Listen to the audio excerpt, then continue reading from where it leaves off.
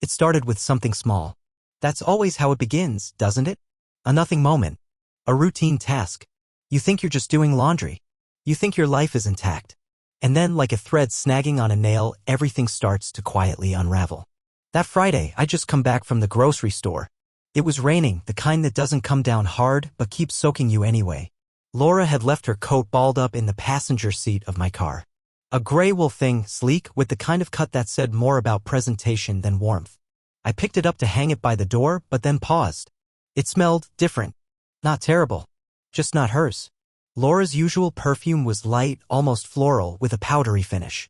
Something she'd worn for years, familiar to the point where it had blended into the smell of our home, our bedsheets, the collar of my jackets when she hugged me. This was nothing like that. It was bold. Heady. Leathery almost. Musky. I leaned in closer, my nose brushing the shoulder. And there it was again, that thick, cloying scent that clung like it belonged. That didn't belong. I pulled my face away and stood there for a minute, unsure of what I was even reacting to. It's strange how fast your brain starts to piece things together when it wants answers. I told myself it could have come from someone she hugged, maybe brushed past. An elevator ride. A crowded space. But that perfume had settled into the coat. Like it had been there for more than a moment. Like it had time to make itself at home. Still, I didn't leap to conclusions. Not right away. Instead, I did what I always do, try to find logic where my gut wants to leap to feeling. I set the coat down and went to check the pockets before tossing it in the wash.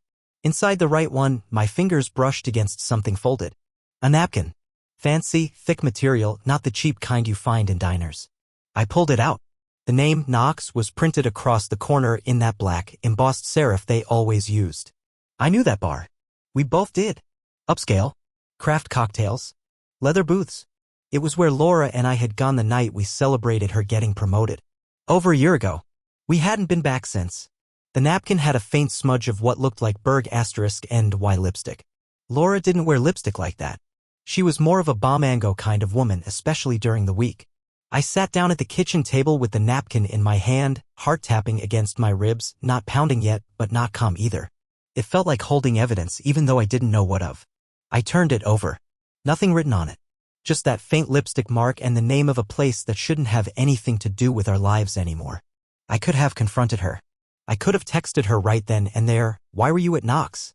Or I could have waited, placed it on the counter like a trap, waited for her to notice it and flinch. But I didn't.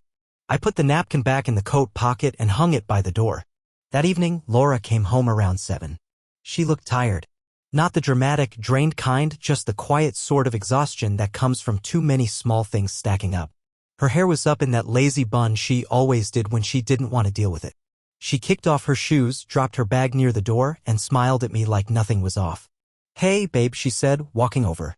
She kissed my cheek, her hand brushing mine. "Sorry I'm late, ran into Claire after work.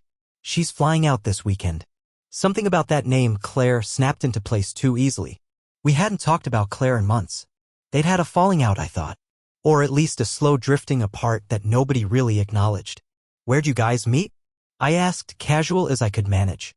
She moved past me to the fridge, pulling out a bottle of water. "Knox, actually," she said, like she was just remembering it. "Totally random. We were going to grab coffee, but she wanted something stronger. Haven't been there in ages, right?" "Yeah," I said. "It's been a while." And that was it. That was the whole conversation. She didn't ask how I knew. I didn't tell her I found the napkin. We just stood there, pretending the truth was as straightforward as she made it sound. And maybe that's what scared me more than anything, the ease with which she spun it. The way she stepped into the lie like it had already been practiced in the mirror. That night, while she showered, I walked over to the coat and checked the pocket again. The napkin was gone. That meant she remembered. She knew she left it there. And she wanted it erased. I stood in the hallway, coat still hanging from the hook, and felt something shift inside me. It wasn't anger. Not yet. More like clarity. A quiet recognition that something was happening here that didn't match the version of reality I thought we shared. Still, I didn't say a word. I climbed into bed next to her like always. We talked about the news, about weekend plans, about her team at work and how her manager was getting on her nerves. She curled into my side like she always did. But even then, my mind kept drifting back to Knox. To that unfamiliar perfume. To the napkin that had vanished like it had never been there at all. I didn't tell her I knew. And she didn't ask if I suspected. We just floated there in that bubble of mutual silence, pretending everything was okay. But I'll say this, silence isn't just the absence of confrontation. Sometimes it's a message in itself. And I think she heard mine loud and clear. People say you just know when something's wrong, that your gut starts whispering before your brain catches up. But for me, it wasn't a gut punch. It was more like 100 tiny taps on the shoulder. Things I would have overlooked before, now impossible to ignore. None of them screamed at me, they just added up, one on top of the other, like water rising in a room, slow and silent until you're ankle deep and wondering how you got there. It started with her email, or more specifically, the way she locked it down. Laura had never been secretive with her tech. If anything, she was too relaxed about it. Her tablet was always left on the couch, unlocked. I'd use it to browse recipes or check news while she was showering. But one night, while she was in the kitchen reheating leftovers, I tapped the screen out of habit and was greeted with a password prompt. A new one. Not our shared 4-digit passcode, the one we both used on pretty much everything. No, this was longer. 6 digits at least. Maybe more. I tried our anniversary, her birthday, my name. Nothing worked. I put it down before she noticed and told myself it was probably a new work policy. But that little tap stayed with me. Then came the yoga sessions. She'd taken up yoga about 8 months ago, when her back started bothering her after too many late nights hunched over her laptop. At first, it was all online classes in the living room. Sometimes she'd ask me to spot her on difficult poses. But lately, she'd started going to a studio across town. Twice a week. Sometimes 3. She always left in a rush. No gym bag. No water bottle. Sometimes not even her phone. Just her keys. One night, she came home late, later than usual. Said class had run over. Her hair was wet, like she'd showered at the studio. I asked if everything was okay. She nodded, smiling faintly, but her smile didn't match her eyes. It wasn't tiredness. It was something else. Then I smelled it again. Not the same perfume from the coat. This one was lighter, but still unfamiliar. A scent that didn't belong to me or to her or to our home. Clung to her like a souvenir. And then there was the food. Laura had always eaten like someone who genuinely enjoyed the ritual. She liked plating things, trying new flavors, pairing wine with simple meals. But lately she'd pick at her dinner. Claim she wasn't hungry. Say she'd eaten something after class. I'd make a full meal only for her to barely touch it. I just needed something lighter tonight, she said once, pushing around roasted carrots with her fork. Yoga always makes me feel reset. I nodded, but I watched her. There were also new phrases creeping into her vocabulary. I need more freedom. I think solitude is underrated. I'm trying to listen to my inner voice more. That last one really stuck. Because we'd never been the kind of couple that needed space from each other. We liked the same pace. We shared books, playlists, shows. For years, our lives ran like 2 trains on a shared track. Separate cars. Sure, but always moving in sync. Now it felt like she was switching rails, and I hadn't gotten the memo. One Friday evening, she came down the stairs wearing leggings and a hoodie, keys in hand. No bag, I asked. She shook her head. Nah, just a short class tonight. She was gone for almost 2 hours. When she returned, she moved through the front door slowly, almost cautiously. I was sitting on the couch with the TV on, pretending not to notice the sound of her arriving. She walked in, kissed my cheek absently, and headed for the shower. I caught a trace of something sharp in the air as she passed. Cigarette smoke. Laura didn't smoke. She hated it. Used to get nauseous if someone lit up near her at parties. And now, she was walking around like she just stood next to someone who chain-smoked through a conversation that mattered too much to walk away from. I asked her casually if she'd stopped by a bar. She didn't flinch. Just turned her head from the bathroom and said, "No. Why?" "No reason," I replied. "You smell like smoke. That's all." She glanced at her hoodie, then sniffed the sleeve. Maybe someone near me at class? Or in the parking lot? Ugh. Gross. She peeled off her clothes and stepped into the shower. I sat there on the couch, remote in hand, volume low. Something had shifted in her, subtle but undeniable. The kind of shift that tells you a person is trying to exist in two lives at once.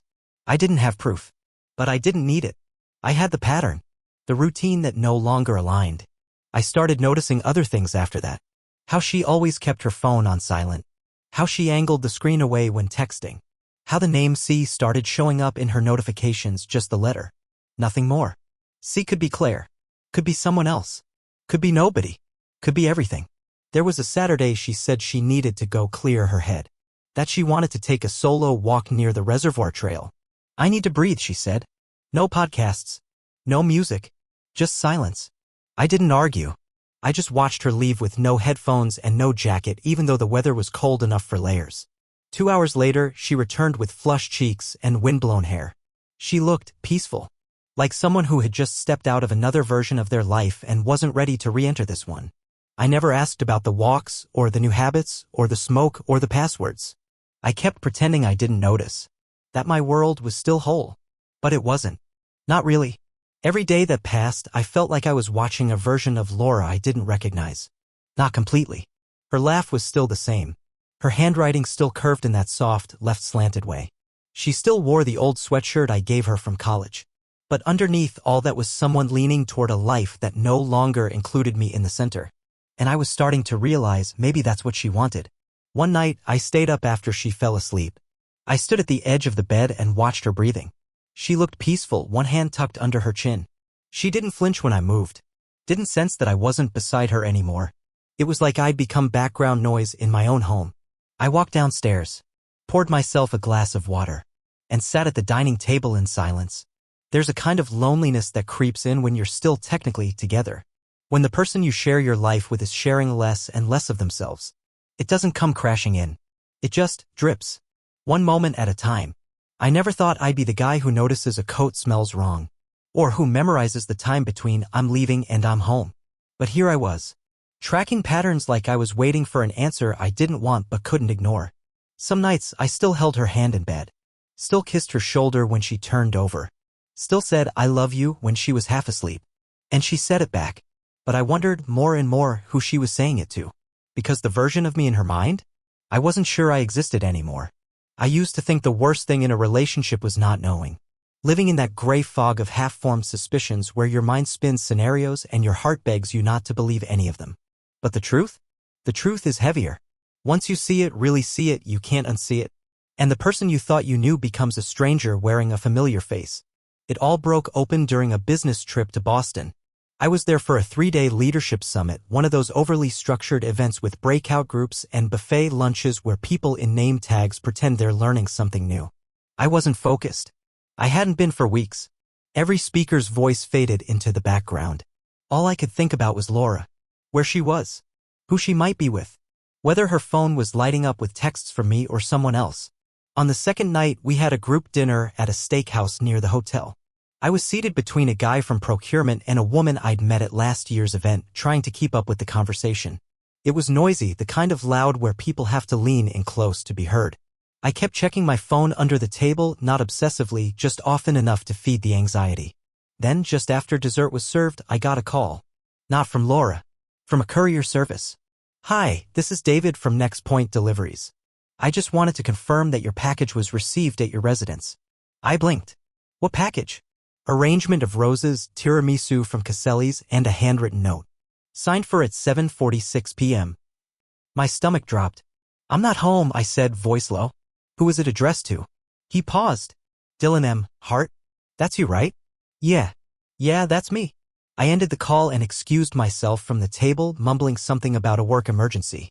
I walked out into the cold Boston air, heart thudding against my ribs like it was trying to escape. Caselli's was Laura's favorite bakery, one of those places that only delivered within a small radius. The flowers, the dessert, the note? I didn't need guesses. I needed confirmation. Back at the hotel, I locked the door behind me, sat on the edge of the bed, and opened the home security app on my phone. We'd installed the system together after a break-in scare last year, 2 discrete cameras, one pointed at the front door, the other at the living room. I rarely checked it unless we were out of town. Tonight, it felt like opening a box marked fragile on the side, knowing exactly what you were about to break. The app loaded slowly.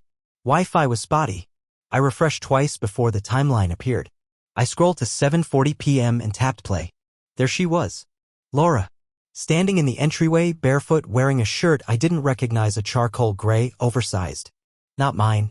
Her hair was down. She looked relaxed.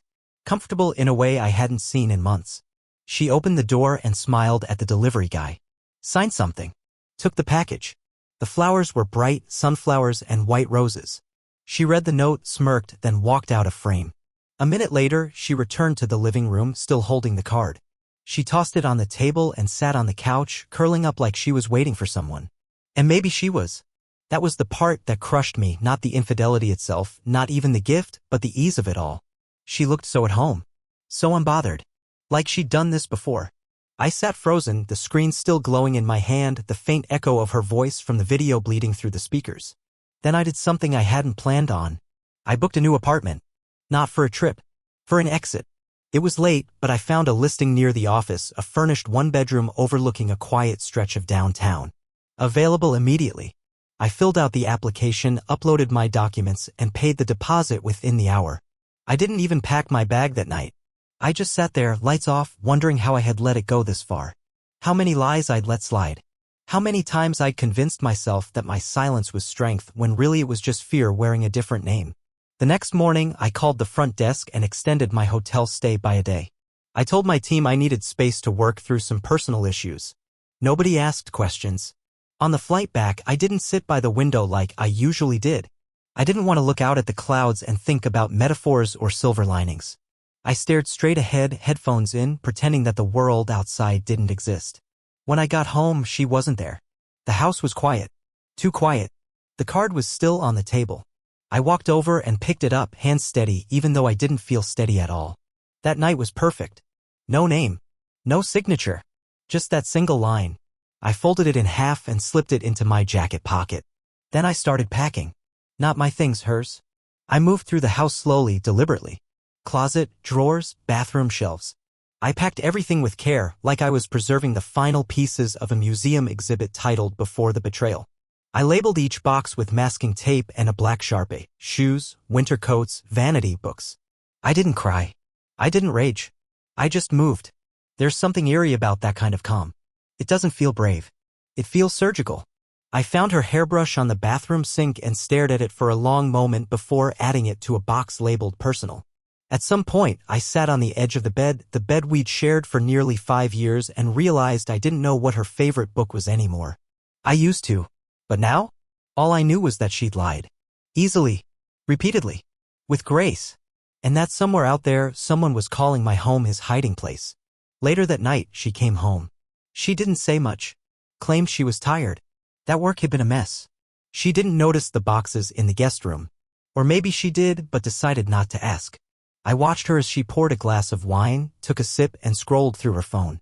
She laughed at something on the screen. I stared at her like I was watching a stranger pretend to be someone I used to know. I didn't say a word. The next morning, I left early. I didn't leave a note. I didn't leave a key. I just walked out, drove to my new apartment, and stood in the doorway for a long while before unlocking it. The place smelled like new paint and someone else's cleaning supplies. Empty but untouched. I didn't bring much, just a backpack, a few changes of clothes, my laptop. And the card. That little white card with its single line still burned into my chest like a scar I'd chosen to keep. I set it on the kitchen counter. Then I stood in the center of that unfamiliar space and whispered something I didn't realize I was holding in. Okay. Just that. Just okay. Because sometimes the only thing left to say after the proof is undeniable is the simplest thing in the world. She was gone 2 days later. No confrontation, no last argument, no carefully rehearsed speech. Just a note. Folded once and left on the kitchen counter. Next to the French press we always argued about. The one I wanted to replace, the one she insisted had character. I found it on a Thursday morning. I'd come back to the house early, thinking I'd catch her before work. Not for a conversation, just to hand over the final box of her books and maybe see if she'd ask why everything had been packed up already. But she wasn't there. Her keys were missing from the hook. Her jacket, the one with the little tear on the sleeve she never got around to fixing, was gone. So was the dog-eared copy of Just Kids she kept by her side of the bed. What remained was silence and that note. It read, "Dylan, I need time. Please don't read into this more than what it is. I just need air. I'll be back to collect the rest soon. L." No love, Laura. No apology. No explanation. Just a vague, weightless message that said I'm choosing the door and not telling you where it leads. I read it 3 times, standing in the same spot. The sun had just started filtering through the blinds. Outside, the recycling truck clanged down the street like the world was still spinning, unbothered. I didn't text her. I didn't ask questions. Instead, I went back to packing. There's a weird rhythm you fall into when you're boxing up someone else's life. It becomes transactional, clinical, even a kind of reverse archaeology. You peel back layers of what you thought was yours only to find so much of it never really was. Her bathroom drawer was still full of half-used beauty products. I tossed them in a bag without looking at the labels. Her side of the closet was mostly empty, but I found 2 scarves tucked behind the hamper and a pair of shoes she always said hurt too much to wear. I wrapped them in tissue and wrote "comfort" on the side of the box, half joking to no one. Then I found the journal. It had slipped behind the nightstand. Brown leather cover, bent at the corners, with a broken elastic band barely holding it together. I froze. It wasn't mine, but I recognized it. Years ago, I'd bought it for her on a trip to Portland. She hadn't written in it, at least not while we were still good. I assumed it had been abandoned. Another one of those, "I'll journal more this year" resolutions that fizzled out by February. But when I opened it, I saw fresh ink. New pages. Her handwriting, still slanted and soft. I shouldn't have read it, but I did. Not all of it, just a few lines. "I think I'm vanishing inside this life. Dylan loves me, but he doesn't see me anymore. The man with the guitar doesn't ask me to be small." I slammed the book shut. The man with the guitar. I didn't know who he was. She'd never mentioned a musician. We didn't know anyone who played. But there he was, etched in ink, immortalized in a journal I thought had been long forgotten. I shoved it into the last box and taped it shut. She came back that Saturday. I almost didn't recognize the car parked outside. Sleek, unfamiliar, silver. Not hers. When the doorbell rang, I opened it to see her standing there with a man. Tall, stubble, black t-shirt, a guitar case in one hand like it was supposed to be invisible. He didn't introduce himself. She didn't either. They just stood there in the entryway, looking like 2 people moving through a process, not a rupture. Laura's eyes met mine for the first time in a week. She looked rested, not apologetic, not remorseful, just resolved. "Hey," she said, voice low, "I'm just here for the rest of my things." I nodded. They moved through the house like it was a storage unit. No small talk. No reminiscing. She pointed, he lifted. Kitchen box. Bathroom box. 2 from the closet. I didn't help. I just stood in the doorway watching them erase her. Before she left, she paused by the living room. Something caught her attention. She bent down and picked up a crumpled wrapper wedged beneath the couch, white, creased. She smoothed it out and held it for a second. I recognized it immediately. It was the wrapper from the card that came with the flowers. The one that read, "That night was perfect."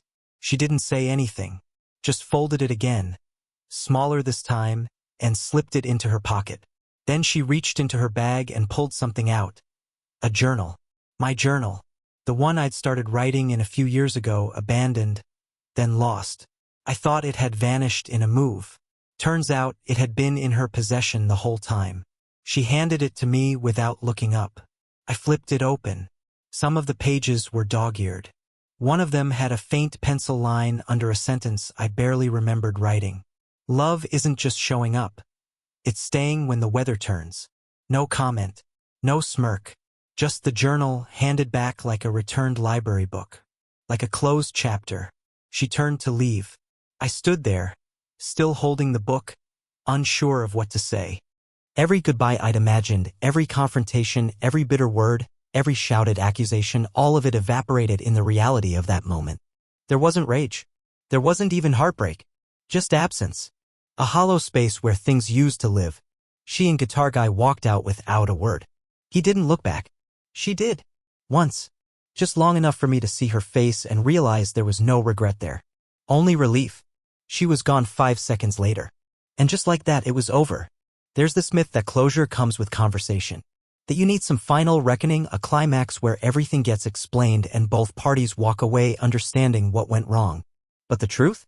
Sometimes the goodbye is the explanation. And sometimes silence says more than any apology could. That night, I unpacked the journal she returned. I didn't read it. I just placed it on the bookshelf next to a copy of Just Kids I didn't remember buying a second time. Maybe I had. Or maybe it was hers, forgotten in the shuffle. I stared at the space where her shoes used to be by the door. It was empty. Clean. Like she'd never lived here. But I knew better. Ghosts don't need possessions to haunt a place. They just need memory. 4 days passed in silence. Not just from her, Laura didn't reach out again, but from everything. The house. My phone. My own head. Even grief took a pause, like it didn't know where to go next. You'd think after a person leaves like that, cold, unbothered, with a guitar-playing silhouette in tow, you'd fall apart. But I didn't. I just existed. I drank coffee too late in the day. Forgot to eat lunch. Slept too much or not at all. The house, once warm and cluttered with her life, now looked like a model home, presentable, clean, untouched. I couldn't decide if that was comforting or cruel. Then the letter came. It wasn't in a fancy envelope. No return address. No perfume. Just a plain white rectangle, the kind you buy in bulk for bills or junk mail. I found it on a Tuesday, halfway buried in a pile of circulars and pizza coupons. The handwriting on the front was neat, familiar. I knew it instantly. Claire. Laura's friend. Or, rather, her former friend. They'd stopped speaking about a year ago. Something about a falling out after a conference. I never got the full story. Laura had brushed it off. Said Claire was jealous and too intense about boundaries. She said it with the kind of half-smile people use when they don't want you to ask more questions. Claire was sharp. Direct. One of those people who never tried to win you over. She just said what she meant and let the silence afterward speak for itself. I hadn't seen her since the holiday party the year before. I remember thinking she looked out of place there, like she knew something everyone else was pretending not to. I opened the envelope slowly. Inside was a single sheet of paper. Unlined. No greeting. Just one sentence scrawled across the middle. You deserve to know what he said that night. That was it. No signature. No explanation. Just a sentence loaded like a trigger. It took me half an hour to stop pacing the kitchen. Eventually, I put on a jacket and drove. Claire worked at a design firm on the east side in one of those shared office buildings that smelled like coffee, printer ink, and ambition. I didn't call ahead. Didn't even know if she'd be there. But I needed to see her face. I needed to ask what she meant, even if I didn't want the answer. The receptionist looked surprised when I asked for Claire. She's in a meeting, she said. Do you want to wait? Yeah, I said, settling into a chair that wobbled slightly on one leg. I waited 47 minutes. I know because I counted each one. When Claire finally appeared, she looked exactly the same, blunt haircut, black boots, no-nonsense posture. She saw me before I saw her and didn't look surprised. I wondered if you'd show up, she said. You sent the letter. I did. We stood there in the hallway like two people who used to be connected by someone they both missed, but for different reasons. Want to talk in my office? She asked. I nodded. She led me past rows of desks and into a small glass-walled room with a fake plant in the corner and a framed quote that said good design is honest. Claire closed the door and sat down, motioning for me to do the same. I know it's not my place, she started. But I couldn't let you keep walking around blind. I'm not blind, I said quietly. She looked at me, really looked, and softened just slightly. You weren't. But you didn't know everything. I leaned forward. Then tell me. Claire exhaled, steepling her fingers. They met at a summit. Professional leadership thing. Same one I was at. Laura and him? She nodded. He was giving a talk. Branding through behavior. Charisma in corporate spaces. All very rehearsed. Slick. But afterward, at the mixer, I saw them talking. I swallowed. And? I didn't think much of it at first. But later that night, I overheard them. She looked away like the memory still made her uncomfortable. He knew about you. Before they even exchanged numbers. He told her verbatim that you seemed like someone who'd fade quietly. That's how he put it. A soft target. I blinked. What? He said you were the type who wouldn't make noise. That if she was looking to exit clean, you were the perfect setup. My chest tightened, a cold fist around my ribs. So this wasn't spontaneous? Claire finished. No, it wasn't. I stared at the table. Why didn't you tell me? I tried. After the summit. That's when Laura cut me off. Said I was meddling. That I was projecting. You were right, I whispered. I didn't want to be. We sat in silence for a long minute. The office buzzed faintly with outside chatter, but inside the room, everything was still. Claire leaned back. I don't need you to believe me. I just couldn't keep it to myself anymore. You deserve to hear it from someone who wasn't invested in making it sound nicer than it was. I nodded barely. I stood. She didn't offer a hug and I didn't expect one. As I reached the door, she said, Dylan. I turned. You weren't the fool in this. I didn't answer. Just gave a tight nod and left. That night, I couldn't sleep. I lay awake on the couch in the new apartment, the walls still bare, the air still smelling like detergent and new carpets. Claire's words replayed over and over. Soft target. Exit clean. Fade quietly. That was how he saw me. That was the story they wrote together, Laura and the man with the guitar case. Me as the placeholder. The passive chapter. The quiet husband who'd let it happen. But I wasn't that guy anymore. Not now. I got up around 3 a.m., poured a glass of water, and sat by the window. The city buzzed softly below, horns, sirens, distant laughter. I watched the lights blur and thought about how strange it was to live in a world where someone can study your kindness, measure your silences, and decide you're easy to erase. But here's what they never understand. Silence isn't surrender. It's planning. It's restraint. It's the space between someone's betrayal and your choice not to become them. The next morning, I opened my laptop and started a document. No title. Just a blank page. And I started writing. Not to her. Not to him. To myself. To the version of me that stayed too long. That nodded through lies.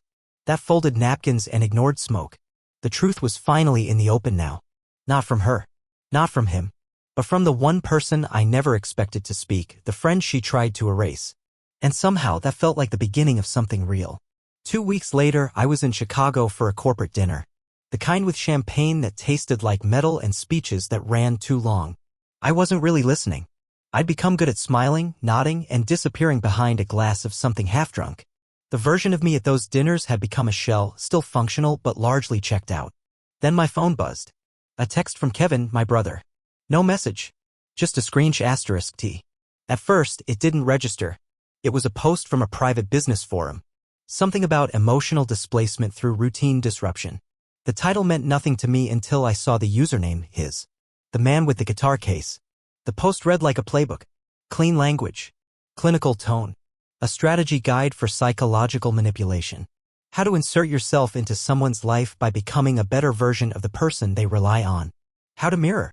Disarm. Replace. My stomach turned. Kevin's caption just said, "You seeing this?" I didn't reply. I couldn't. I excused myself from the table and stepped outside into the freezing air, scrolling through the post again.